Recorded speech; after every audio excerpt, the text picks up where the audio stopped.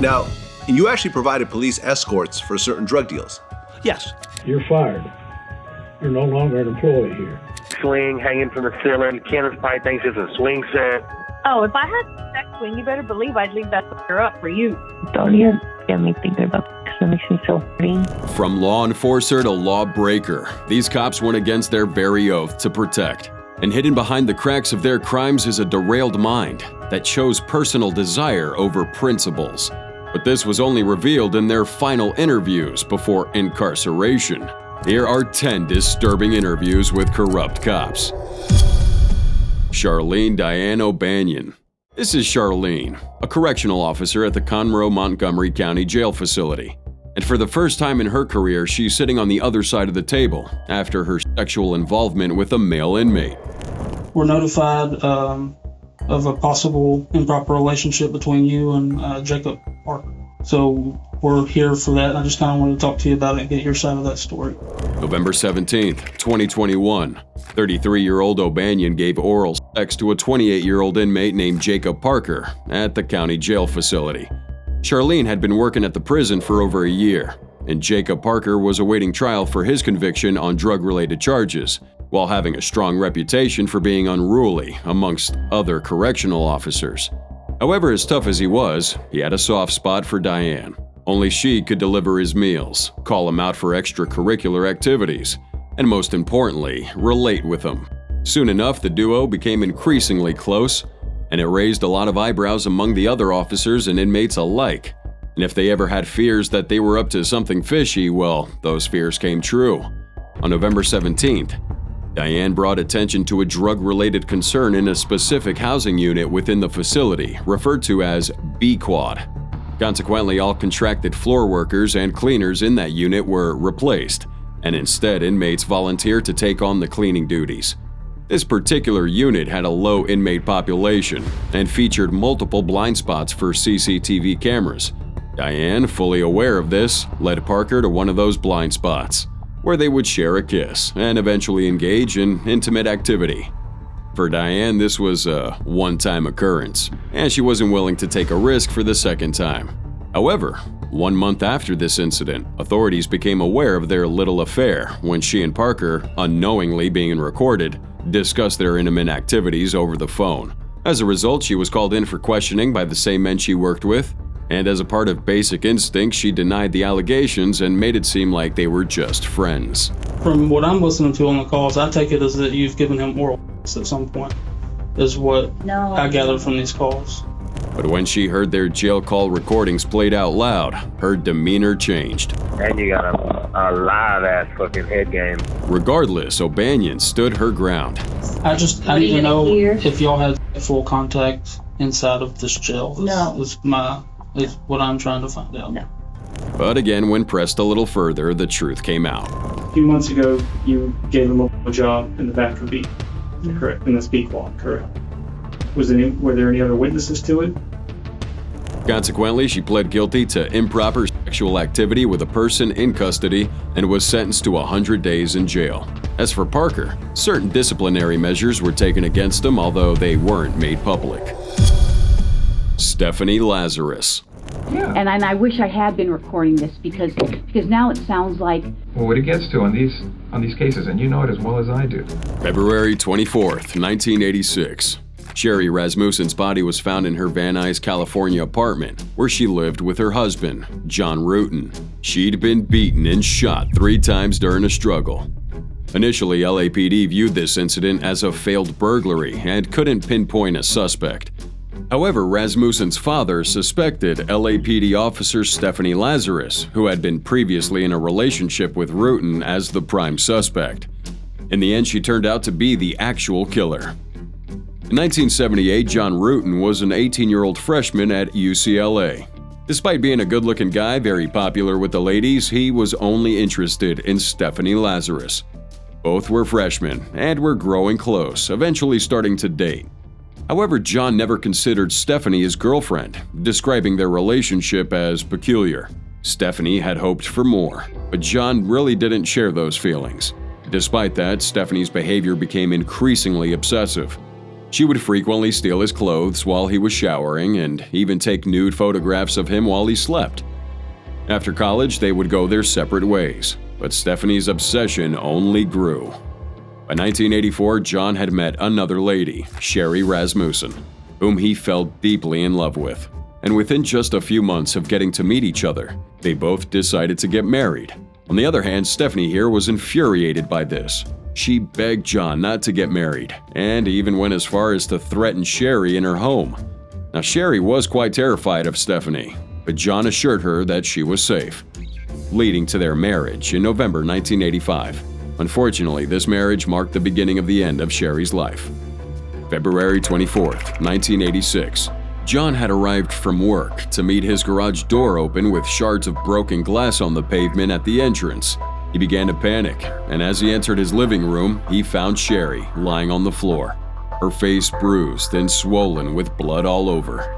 At first, all possible suspects were ruled out until Sherry's father mentioned the threats Stephanie had made against his daughter, and that's when Stephanie became a suspect. A sample of her DNA matched with that gotten from the body of Sherry. But Stephanie was an LAPD cop, and she was fully aware of the procedures for catching a suspect. So investigators couldn't outrightly accuse her of anything, as she would easily waive her right to be silent. Instead, they would call her into the interrogation room claiming that they just wanted to ask her a few questions, trying not to raise any suspicions.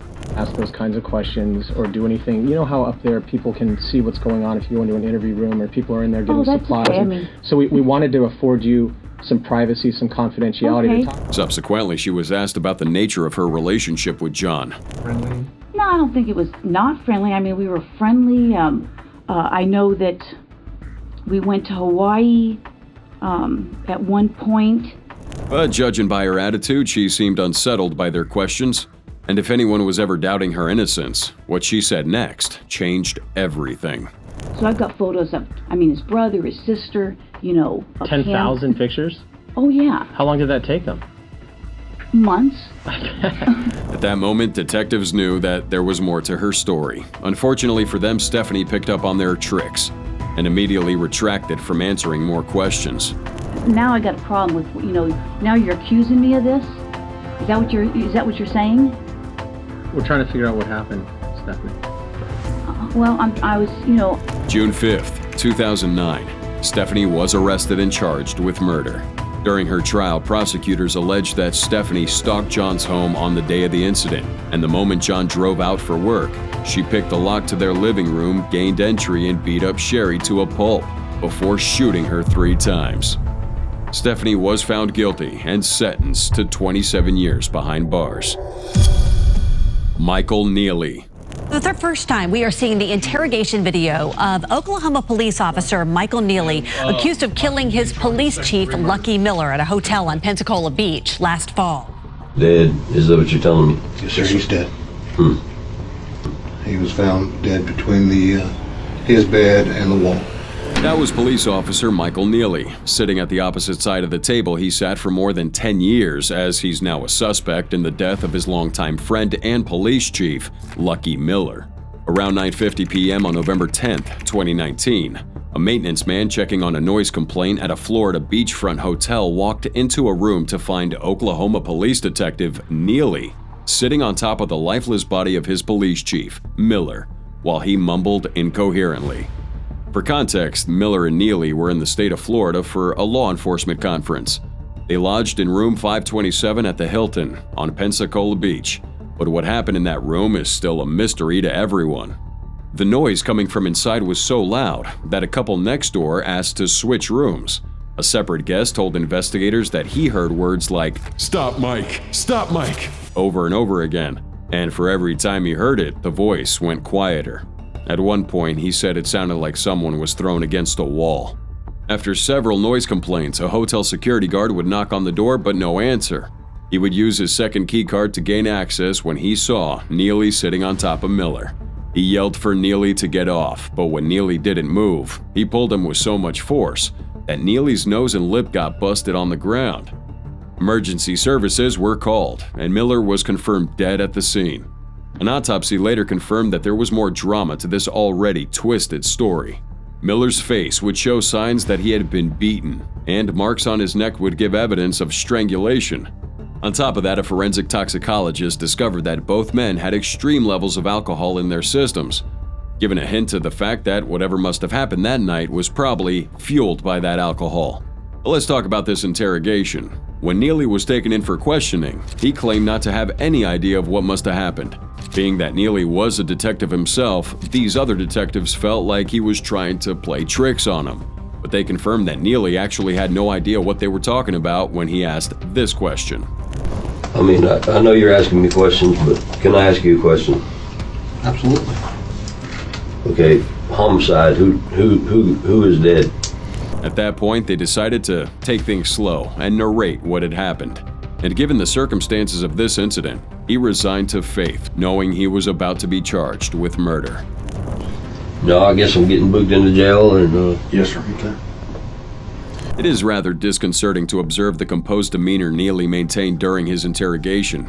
It could be that he really knew what happened that night, but opted to conceal his actions under the pretense that he was drunk.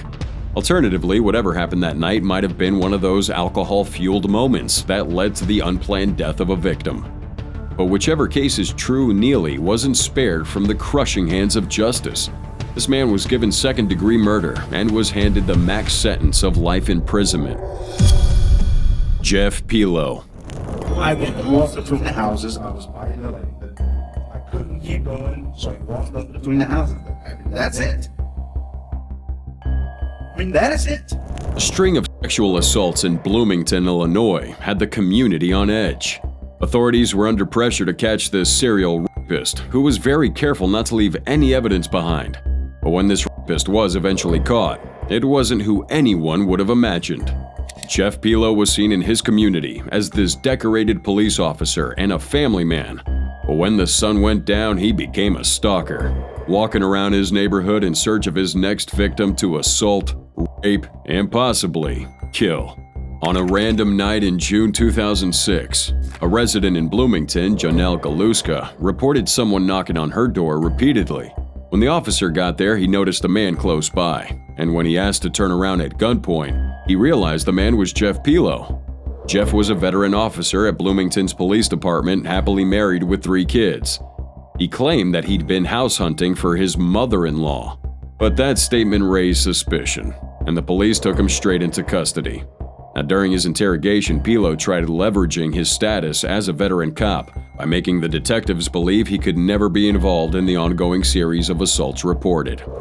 I walked between the houses. I was fighting the lady. I couldn't keep going, so I walked up between the houses. That's it. I mean, that is it. But the authorities were able to read in between his petty lies, nailing him to the cross of guilt and pinning him to multiple sexual assault cases between 2002 and 2005. The larger plot of this story revolves around the pattern in which each case unfolded. The attacker, whom we know now as Jeff, would break in dressed in black and wearing a ski mask. After the assault, he would force the victims to shower and clean themselves up to get rid of any evidence pointing to him. Christy Mills, one of his victims, woke up to the intruder, who threatened her with a gun before binding and assaulting her for 45 minutes. He then forced her to take a shower while he took away any incriminating evidence with him, including the bedsheets. And in the case of another victim, Sarah Gleesh, Jeff assaulted her for 3 hours despite noticing she was heavily pregnant. This psychopath had some sick fetishes, but in the end these victims were called down to the police department, where they identified Jeff by both his body structure and voice. June 2008, a jury convicted Jeff of 35 counts that included 25 counts of aggravated sexual assault. But before his sentencing, the judge presiding over his case had this to say: "You literally went from a protector of our community to a plague on our community. It's necessary to impose a sentence that will ensure that the defendant will never again be free." And that he did. He sentenced Jeff Pilo to 440 years in prison, although it was later reduced to 375 years. So he'll remain incarcerated at Menard Correctional Center in Randolph County, and he'll probably never see the light of day again. Michael Dowd. We have Michael Dowd, who is considered one of New York's dirtiest cops. You can get out of the car right now. We could do a Mexican standoff. I'll walk 10, you walk 10. We'll turn and shoot and see who wins. This man's known to be the dirtiest cop working under the NYPD. Michael here shocked America when details of his criminal escapades emerged. But the real surprise to his story came years after he paid the wages for his crimes. Born January 10th, 1961, Dowd was raised in Brooklyn, New York, the third of 7 children in an Irish Catholic family. Right from childhood, he would have the dream of becoming a cop. He was a good student in school and didn't necessarily have any issues with his parents until he joined the police academy. In 1982, Dowd graduated from the NYC Police Academy and was originally assigned to a precinct in Queens, New York. However, a year and a half later, he was reassigned to the 75th Precinct in East New York, Brooklyn, where Dowd transitioned from good cop to bad cop. Like, he's doing his own operation, and I'm surveilling it. And ongoingly surveilling it. During the course of his career, this guy committed a host of crimes, including conspiring with drug traffickers to distribute cocaine, warning drug dealers about upcoming raids, providing them with guns and badges, allegedly planning to abduct women in Queens, and stealing food meant for charity at a church. You must agree that those are really dirty and corrupt things to do, but Dowd would have never done any of these things if he hadn't met a drug lord named Diaz in New York. Now, Diaz and Dowd had worked together for years. On a particular occasion, Dowd apprehended a man who had robbed Diaz, and instead of arresting the culprit, he handed him over to Diaz, who did only God knows what to that guy. Now, in Dowd's interview with Flat TV, he gave chilling details of his time as a cop and some of the illegal things he did. He pocketed several thousands of dollars a week as a result of these corrupt arrangements. At one point, this guy was making his yearly salary as a police officer in a month, running these shady deals for Diaz and his crew. But the biggest mistake he made was getting addicted to his supply, cocaine. You know, getting high from your own supply. Right. Yeah. They make songs about that, don't they? They do. Now, cocaine addiction messed with Dowd so much that, according to his story, he'd drive to work every day with half his body paralyzed. His behavior at work got suspicious, and eventually, he was caught. In 1992, after failing a drug test, Michael Dowd was finally arrested. Investigations by the Suffolk County Police, the DEA, and NYPD's Internal Affairs led to his conviction of racketeering and conspiracy to distribute narcotics. He was sentenced to 16 years in prison, and in a bid to get an early release, he cooperated with the Mullen Commission, which was investigating allegations of corruption in the NYPD. His intel was helpful, and as a reward, he was released after serving 12 years and 5 months. He was married and had kids, but by the time he got out, his wife had moved on, and his kids, well, let's just say they never really knew him. Now he's back to living with his folks, after all those years of living life in the fast lane. And if I didn't get lucky in any area of my life, I got very lucky with my parents. They're fucking great. Daniel Holtzclaw. No. Skin cells from your fingers. No. Did you touch her body anywhere other than with the back of your hand pat searching her? Just pat searched her and that was about it. Didn't touch her face or anything. That was Daniel Holtzclaw, this Oklahoma City police officer being interrogated for sexually assaulting a woman during an unreported traffic stop. But as much as Daniel horribly tried denying these allegations, investigators later uncovered that the incident was just one of many depraved and perverted acts that this man orchestrated during his time as a cop. 2 a.m., June 18, 2014. After completing his shift on the northeast side of Oklahoma City, he was taking a drive to his residence when he made an unreported stop on a 57-year-old African-American woman named Janie Liggins. Now, if you're wondering why Daniel didn't report this traffic stop, well, there's a few things you need to know. Holtzclaw had a history of targeting impoverished African-American women with a prior criminal record, and then manipulate them into believing they had committed offenses as a pretext for sexual assault. However, Janie didn't fit this profile. She wasn't impoverished and had no criminal record. But despite that, Daniel attempted to assault her. During their encounter, he coerced Liggins into performing oral on him, and when she resisted, he compelled her to expose herself while she pleaded for her safety. Eventually, he did release her, but Liggins immediately reported that incident to the police. Coincidentally, it was the same station where Daniel worked at. So the next day, when Holtzclaw reported for his evening shift, he was pulled aside and driven to the department's sex crimes unit. where he was interrogated for 2 hours. As expected, he denied all allegations. Nothing else. But when she was standing, did she try to pull her pants down? No. Did she do, you said she kind of did like this. Did she ever do anything down here? What's really disturbing here is how calm and collected this guy is throughout the whole thing. And this pointed to 2 things. Either he was innocent, or he just really knew how to lie. The latter was eventually proven to be true, forcing the department to place him on indefinite leave. However, that's when the real story began. As the investigation unfolded, Daniel's colleagues linked him to a dozen other cases of sexual assault reported months earlier. Among these cases was an incident where a woman accused a police officer of driving her to a secluded location in handcuffs and coercing her into performing oral on him. Initially, her report went unaddressed.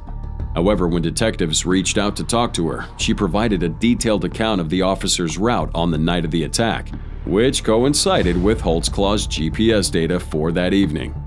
It was discovered that between December 2013 to mid-2014, Holtzclaw had made over 15 unrecorded stops, targeting these poor women in a local neighborhood. This revealed Daniel as a depraved and abusive individual who needed to be held accountable for his actions. On August 21, 2014, Holtzclaw was arrested and charged with 36 counts of sexual abuse offenses, including rape in the first and second degree, sexual battery, procuring lewd exhibition, stalking, and forcible oral sodomy. However, discrepancies arose in the case. Not all 13 women identified as victims of Holtzclaw were willing to come forward, and the entire jury was composed of white people, raising eyebrows amongst the public. Despite these challenges, Holtzclaw was found guilty on 18 out of the 36 charges and sentenced to 263 years in prison. His attorney claimed evidence withholding and sought a new trial, but the judge denied that request. Currently incarcerated at the Lexington Assessment and Reception Center, Holtzclaw faces a condemned fate. Grant Harden. You're fine. I'm just trying to get up sure what happens or what's going on. Okay. But I just have to invoke my right. If we're talking about former police chief Grant Harden, there are 3 parts to this story. First is the horrifying murder he committed. Second would be his perverted acts of pedophilia. And third would be his disturbing behavior during the interrogation. February 23, 2017, a 59-year-old resident of Gateway, Arkansas, James Appleton, was out and about working when he parked roadside to answer a call. But after exchanging pleasantries with a stranger, shots rang out, and Appleton was confirmed dead. Nevertheless, it wasn't hard to locate this perpetrator in a town of about 400 people, and with around 5 businesses at best, a passerby had recognized the vehicle. It was Grant Harden's. Now, Grant wasn't an ordinary civilian here. He had a stellar track record as a former chief of police. He held key positions in the force all over Arkansas, both as a constable in Benton County, a police officer in Fayetteville, Huntsville, and the former police chief of Gateway, where he resided with his family. You see, everyone felt safe around this person, but Harden wasn't the guy they thought he was. This man was a ruthless murderer and a pedophile, and killing Appleton just blew the roof off concealing his criminal shenanigans. After the passerby identified him as the prime suspect in Appleton's death, he was taken down to the station for questioning. There, Harden would bust out his skills as a task force police officer, playing his mind games with both detectives. I'm going to sleep good tonight regardless of whether you want to talk to me and tell me what happened or not. I don't think you will. Honestly, I don't think you will. They couldn't get a confession out of him as he waived his right to speak while requesting a lawyer. But deep down, this man knew that it was the end of the road for him. At one point, he attempted to run out through the back door, but it was locked. His wife also admitted that he'd been out at the time Appleton was killed, leaving him with no alibi. Consequently, he was arrested, and it became evident that this man was dangerous. But they had no idea yet just how dangerous he was. When Harden's DNA was taken, authorities noticed that it matched that imputed for a cold rape case of an elementary school teacher, Amy Harrison. In 1997, Amy was sexually assaulted as she prepared for a church Sunday service in a cafeteria. Some of the attacker's semen had rubbed off on her clothes and was eventually computed into the database. And 2 decades after that incident occurred, the perpetrator was found, Mr. Harden. In 2019, Grant eventually pled guilty to the rape case, but once again, outrightly refused to state his motive. He took a plea deal for both cases, and as such was given 35 years in prison. This man's currently serving time in the medium security North Central Unit in Calico Rock, Arkansas. James Hansey. When you compare Hansey to the other cops in this video, his crimes aren't as depraved, but his reaction during his interrogation is where the unsettling details in his story lie. May 8, 2018, Hansey was fired from his job as the Buckeye Lake police chief due to a number of reasons, one of which included his unauthorized use of police data. According to prosecutors, James was accused of doing background checks on non-police department employees, which isn't permitted under Ohio Law Enforcement Gateway, also known as OLEG. But here's the crazy part. He would run these background checks for employers, giving them confidential information on prospective employees. Even worse, he was in a feud with the town's mayor, Peggy Wells, who wanted him out of office after allegations surfaced that he had falsified time cards for employees. But anyway, during this interrogation, Hansey started off by explaining the entire scandal of running background checks on members of his county and tried proving his innocence in doing so. Unfortunately for him, these investigators had deeper things to probe him for. March 10, 2018, James Hansey, while off duty, responded to a police call at a house where he accidentally discharged his firearm to the ground. Before this, though, Mayor Wells had instructed him to go off duty because he'd recently undergone an amputation of a finger on his dominant hand. So when asked why he went against the mayor's orders, he said this. I had the doctor's excuse with me. I've got the doctor's excuse. It doesn't say that you can return until the 12th. And this incident happened on the 10th. Now obviously, this wasn't a major problem since no one was killed or harmed. But the fact that Hansey kept trying to defend himself just made things worse. I considered myself on duty. I'm the chief of police, so I'm 24/7. So if one of your officers acted the same way you did, in the same manner, you wouldn't have a problem with that then at all. It was obvious this guy was in the wrong, yet he really tried playing good cop due to his position as police chief, probably thinking he was above the law somehow. Nonetheless, Hansey was arrested and charged with 2 counts of unauthorized use of property, both 5th-degree felonies. Other allegations against him included the improper disposal of evidence, including putting drug paraphernalia into a dumpster rather than having it destroyed. And after his dismissal as police chief, Hansey attended a village council meeting and had to be escorted out after directing profanity-laced remarks to council members and even Mayor Peggy Wells. Now, some say Hansey was frustrated because of the stress of his job, but that's no excuse for running a police station without keeping to the rules. Now, lucky for him, he wasn't given any jail time. Instead, he was enrolled in a diversion program, which is a form of pre-trial sentencing that allows people to avoid conviction. What a lucky guy. Tyler Moody. The Collin County Sheriff fired and arrested a jailer he says smuggled contraband into the jail for a murder suspect. You don't want people to develop strategies and plans and communicate with others on the outside because we're always concerned about escapes. This ain't exactly an interview, but rather the noteworthy moment when a Texas sheriff took action by disgracing and firing an officer who had violated his oath. The officer was dismissed for smuggling contraband for an inmate. October 10th, 2022, a detention officer discovered a cell phone and charger in an inmate's cell in the Collin County Jail, Texas. An investigation was launched by sheriff's investigators, questioning every officer who worked there. In the end, Tyler Moody was probed, leading him to confess to aiding the inmate to smuggle the phone into his cell. Moody had been working at the facility for over 3 years and never had any issues with the sheriff or his co-workers. But the moment the county sheriff got involved in the case, Moody's career ended. 32-year-old Collin County Sheriff Jim Skinner is a law enforcement veteran, trial attorney, and former prosecutor. He took office on January 1, 2017 and oversaw 550 personnel in the entire county.